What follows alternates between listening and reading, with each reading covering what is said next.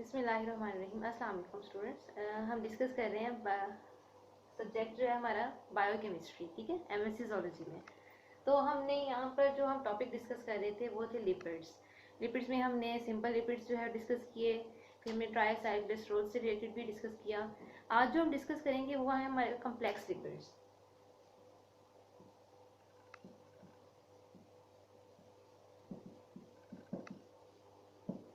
Complex lipids में मैंने आपको बताया था इसमें डिफरेंट टाइप्स आ जाती हैं, ठीक है। जैसे आपके पास हमने फर्स्ट में डिस्कस किए थे फॉस्फोलिपिड्स,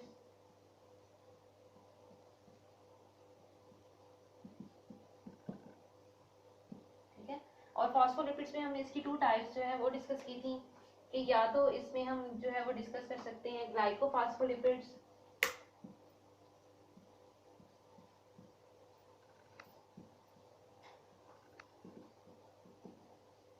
और सेकंड हम इसमें जो है वो डिस्कस कर सकते हैं स्फिंगोफॉस्फोलिपिड्स,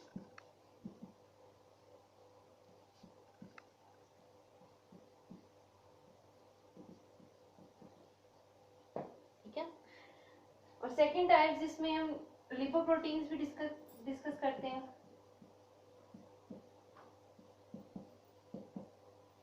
इसके अलावा थर्ड इसकी टाइप है ग्लाइकोलिपिड्स।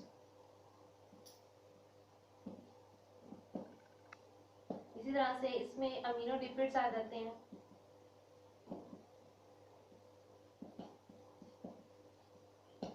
ठीक है। तो ये डिफरेंट जो है कॉम्प्लेक्स लिपिड्स हैं, फॉस्फोलिपिड्स हैं, लिपोप्रोटीन्स हैं, ग्लाइकोलिपिड्स हैं और अमीनो लिपिड्स हैं। तो ये सारी किसकी टाइप्स हैं? कॉम्प्लेक्स लिपिड्स की हैं। तो आज जो हम डिस्कस करेंगे वो हमारा टॉपिक है फॉस्फोलिपिड्स में। फॉस्फोलिपिड्स को हम पहले डिस्कस करते हैं कि ये किस तरह से जो है इसमें कौन कौन सी कैटेगरीज हैं, कौन कौन सी इसमें टाइप्स आती हैं, कौन सी अल्कोहल होगी, कौन सा एसिड होगा, ठीक है। तो सबसे पहले जो इसकी हम टाइप डिस्कस करेंगे फॉस्फोलिपिड्स,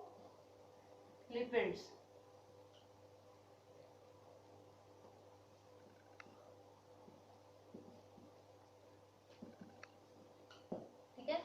अब फास्फोलिपिड्स आपके पास वो लिपिड्स हैं जिसमें आप में लिपिड्स के साथ फास्फोरिक एसिड ग्रुप ऐड होगा।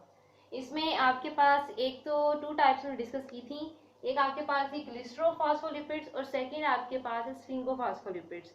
अब ग्लिसरोफॉस्फोलिपिड्स में आपकी जो अल्कोहल होगी वो क्या होगी? ग्लिसरॉल। और स्फिंगोफॉस्फोलिपिड्स में आपकी जो अल्कोहल होगी वो हायर मॉलिक्यूलर अल्कोहल हम यूज करेंगे, ठीक है। तो सबसे पहले जो हम डिस्कस करते हैं उसमें इसकी डिफरेंट जो है वो टाइप्स हैं या इसकी डिफरेंट कैटेगरीज कह लें।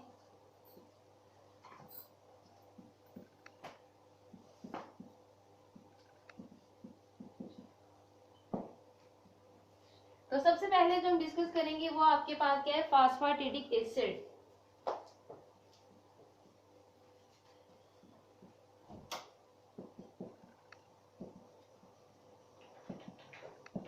अब जो फास्फाटिडिक एसिड है सबसे इसकी पहली जो टाइप है उसमें आप एक तो ग्लिसरॉल यूज करेंगे। अब उस ग्लिसरॉल में 3 हाइड्रोक्सिल ग्रुप है। अब ग्लिसरॉल का आपने स्ट्रक्चर हमने पहले भी डिफाइन किया था, ठीक है। अब आपके पास इसका जो पहला ऑक्सीजन होगा, ठीक है, इसके साथ आपकी जो चेन अटैच होगी एसिड की वो आपके पास क्या होगा? सैचुरेटेड फैटी एसिड होगा,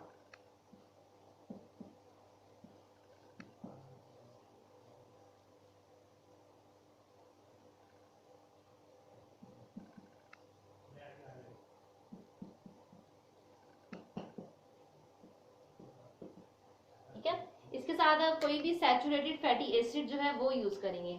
और सेकंड चेन के साथ आप यूज करेंगे unsaturated fatty acid,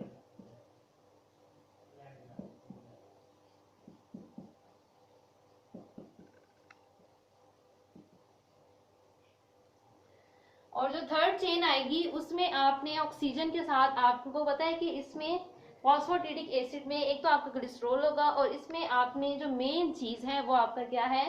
phosphoric acid group. तो यहाँ पे आपका जो ग्रुप अटैच होगा,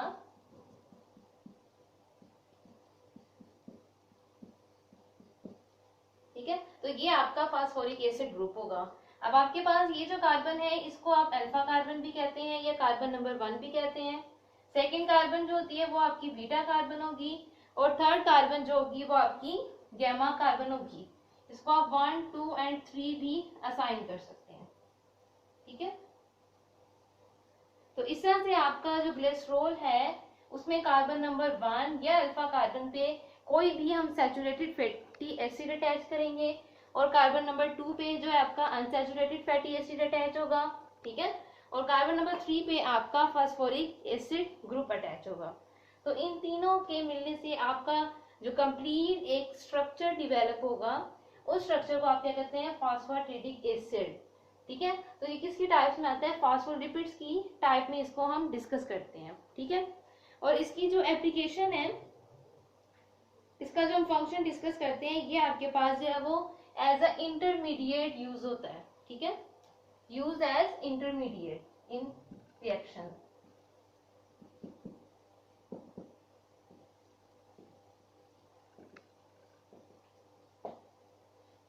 ठीक है, अब इसकी हम सेकेंड टाइप डिस्कस करते हैं, और वो सेकेंड टाइप आपके पास क्या है, कार्डियोलिपिन।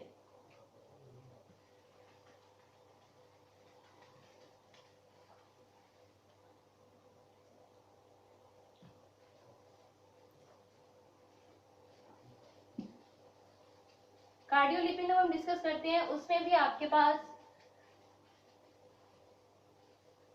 जो स्ट्रक्चर में डिफरेंस आएगा। Second type is cardiolipin.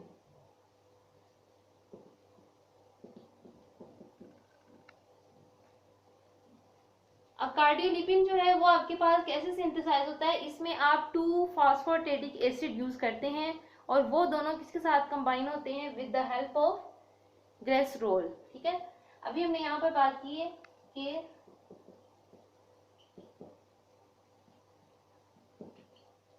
आपके पास एक ग्रुप जो है R1 मींस आपके पास कोई भी एक सैचुरेटेड चेन यहाँ पर होगी, और सेकंड R2 में अनसैचुरेटेड चेन होगी, और जो थर्ड आपका ग्रुप है उसमें क्या होगा,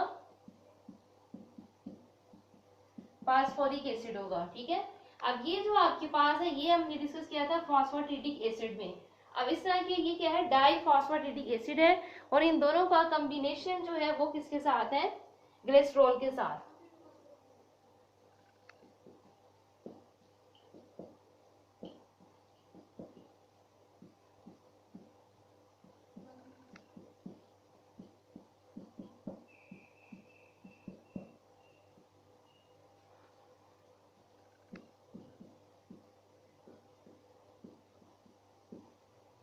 ठीक है, अब आप यहाँ देखिए ये R1 है, ये R2 है, ये आपका सैचुरेटेड फैटी एसिड है, ये अनसैचुरेटेड फैटी एसिड है, और थर्ड जो है वो आपके पास क्या है, फास्फोरिक एसिड। अब ये जो दोनों आपके पास स्ट्रक्चर्स हैं, ठीक है, अब ये दोनों स्ट्रक्चर जो आपके पास कंबाइन किए गए हैं with the help of try acyl glycerol. ठीक है, मींस यहाँ पर इन दोनों में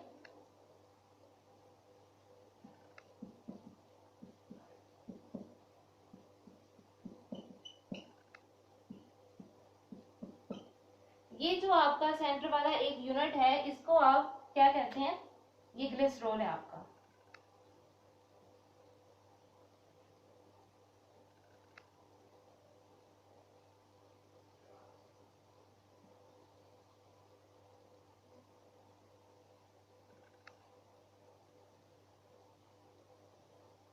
ठीक है, ये आपका क्या है, ग्लिसरॉल। और ये आपके पास क्या है, फॉस्फोरेटिक एसिड।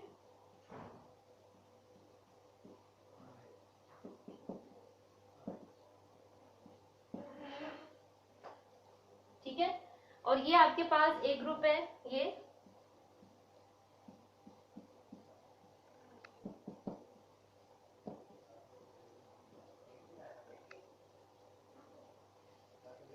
क्लियर। तो ये आपके पास बेसिकली 2 ग्रुप्स हैं, एक फॉस्फोरेटिक एसिड आपका ये है और सेकंड फॉस्फोरेटिक आपका एसिड ये है, और सेकंड सेंटर में जो है इन दोनों को कंपाइल किया गया with the help of glycerol. ठीक है, और इसकी एप्लीकेशन अगर हम डिस्कस करते हैं तो ये आपके पास क्या है, it is used as a major lipid in mitochondrial membrane.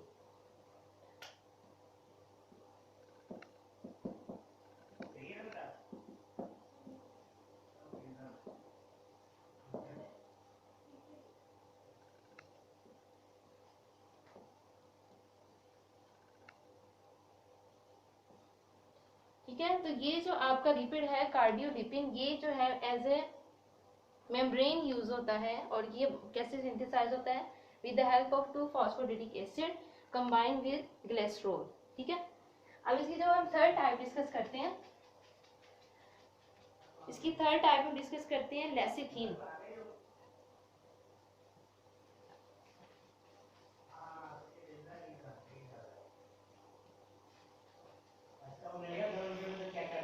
अब हम जो है वो इसकी थर्ड टाइप डिस्कस कर रहे हैं।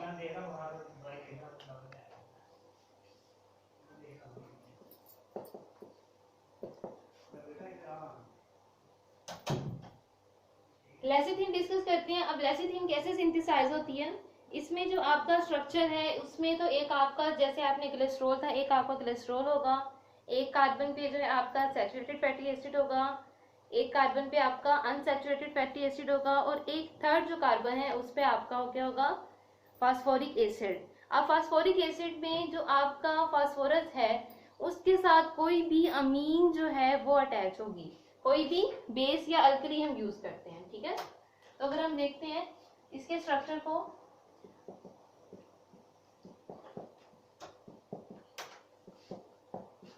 ये R1 आपके पास कोई भी सैचुरेटेड फैटी एसिड होगा, R2 अनसैचुरेटेड फैटी एसिड होगा, और यहाँ पर आप क्या यूज करेंगे, अब यहाँ पर इस ऑक्सीजन के साथ आप जो है ये जो आपका पार्ट है, ठीक है, इसके साथ इसकी जगह आप कोई सी भी बेस यूज करेंगे। अब वो बेस आपके पास कौन सी है, जो यहाँ पर हम यूज करें वो आपके पास है कॉलिन।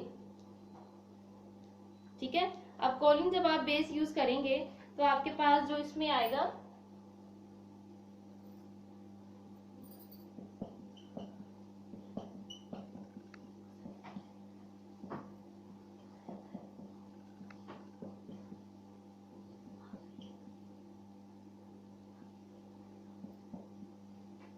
तो ये जो यहाँ पर आपने बेस यूज किया है इसको आप इस तरह से भी लिख सकते हैं।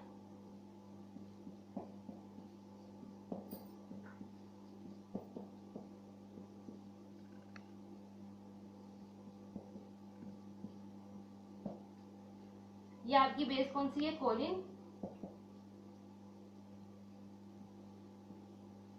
तो ये जो आपकी कोलिन बेस है ये यहाँ पर फास्फोरिक एसिड के साथ अटैच होगी, तो इसको आप नाम देते हैं लेसिथिन का। अब लेसिथिन की जो एप्लीकेशन है वो आपके पास क्या है, it enters in the cell of structure of the cell membrane and it is most abundant phospholipids in the cell membrane। ठीक है। मीन्स ये जो आपका है it is important structure in cell membrane.